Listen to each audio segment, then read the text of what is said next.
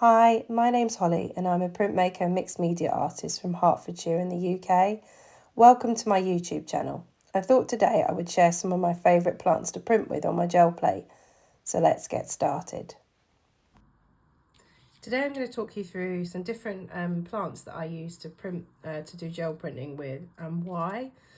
So the first ones I'm going to start with are grasses which you can find in most hedgerows and on the sides of the road or even in your garden, and they're really good because they have like really tiny little bits that pick up on the gel print. So there's these ones that are more kind of wispy, and then you've got these ones with like all the seeds heads on them. The prints that you can make are like this. You can see all the detail that you get off all of the pieces of the plant on this one, and then you can see here on this ghost print the detail that you get from each of the grasses. So that's the kind of thing you can do with grasses. And then another one that I really like using is ferns. So these are some of the ferns that I use. I tend to use the smaller ones because then they leave better shapes on a smaller gel plate, and I tend to work smaller usually. So yeah, these are smaller ferns. You can see the colours that I've used on them there.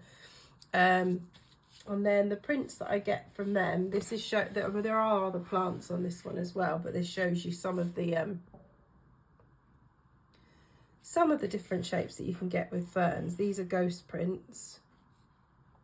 And then this is more silhouettes that I've got from from ferns. So yeah, you can get some really good effects with them because they've got lots of little tiny bits that you can get in between here. So that's ferns. Another one that I really like using are these perennial peas. They're basically like a form of sweet pea. And we have loads of them in our garden. When you press them, they tend to leave really and they're flat. They have lots of little tendrils on them, so they leave some really interesting patterns. I do press a lot of my plants before I print with them. I just find that if they're flatter, then they leave a better image, and it's easier to push the paper down on top of them. But you don't have to. So yeah, I've used these, and then you can see these are the prints that I've done using them. So you can see all the detail that it leaves behind with all the tendrils and all the small little shapes. And there are some other plants in this print as well, but it's mostly the peas. And then this is another one that I've done using them as well. And they just leave these really pretty patterns behind. So that's another one of my favourites to use. And then these ones are called Lapana, and they're really cool because they're like got really tiny little stems on them, and then these little flowers at the ends. Once they dry up and you've pressed them, they leave some really interesting patterns behind on the plate. So this is one of the prints that I've done using this. This is a ghost print with multiple colours on it. And you can see the detail that they leave behind with all the plants. And you can work into this more. You could paint into all the flowers that are left behind, or you can put in, other things on top. Again, this one is a negative print, so you can see the kind of shapes it leaves behind on the plate.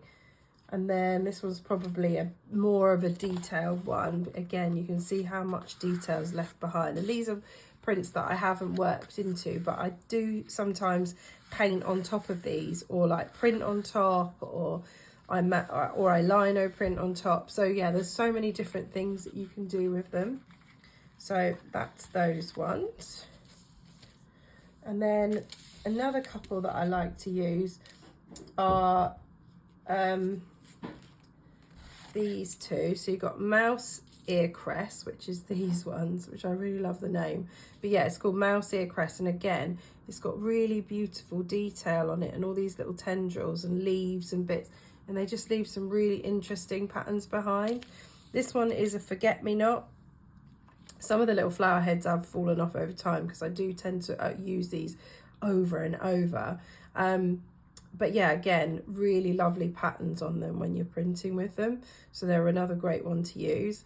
I do tend to use my plants over and over, as long as you like press them in between and keep them in paper, so they don't shrivel up between times of using them. You can usually, and as long as you're careful with them, you can usually use them for quite a long time before they start to disintegrate. So it is worth keeping them. And it's good if you build up a stash, so that when in the winter, when there aren't any plants to use, you've got some saved up from the summer when you pick them. So that's another one.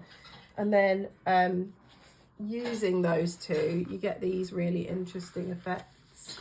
So you've got all the little tendrils, the flower heads, and you've also got the leaves down here as well. So it's really, really great detail that you can get with that. And then this one here is one I actually picked up on holiday, and I haven't seen them growing in this part of the country. So these were near the seaside in Cornwall, and they're called Bramblevet. And I just love all the tiny little bits of leaf. They leave behind the most beautiful patterns. And I don't know if you can see here, but there are lots of tiny little tendrils as well. So they all leave little patterns behind. So some of the prints that I've managed to do with them, this is a ghost print that I've done using the Bramblevet, and you can see all the detail that they leave behind. It's really pretty. And this one is like a layered print that I've done with Bramblevet, and it's just layers of different colour on top, and you can see that the pretty patterns that it leaves behind. I've actually used this to print on tissue paper as well. So again, you get some really pretty patterns if you print onto tissue paper, and this is like a layered print as well. So there's two different colours layered on, and just place the leaves at different angles. And then another one that I've done using Bramblevet is this one. Again, really pretty detail that you get of all the plant. So that's that one. And then another couple of that. So these prints that I've done, I've actually printed on like a thicker card. I think it's called mixed media paper. But they're, again, using all the plants that I've just shown you, including some cow parsley. Actually, I haven't showed you that one yet. But I do tend to really like using cow parsley as well. So there's this one here, and this is the cow parsley and the pretty patterns that leaves behind.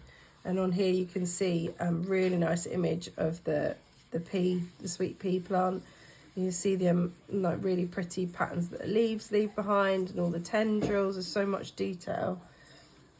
This one's a bit bigger, but it's got like more of the different leaves. I mean, you can use other leaves. This is a different plant here with different leaves, but you can see how I've used the ferns here, the cow parsley, the mouse ear crest, and the pea plant as well. I've got another couple here. So yeah, this is again another one where I've used the mouse ear crest and the cow parsley and the Lapana. So yeah, and then you can start to combine them with other things as well. So I've used stencils here as well, along with my plants. So there's just so many possibilities that you can create, where you can use these plants and how the images that you can create. If you've got any questions, then please leave them in the comments, and I'll try and do my best to get back to you. And please like and subscribe to my channel. Thanks, bye.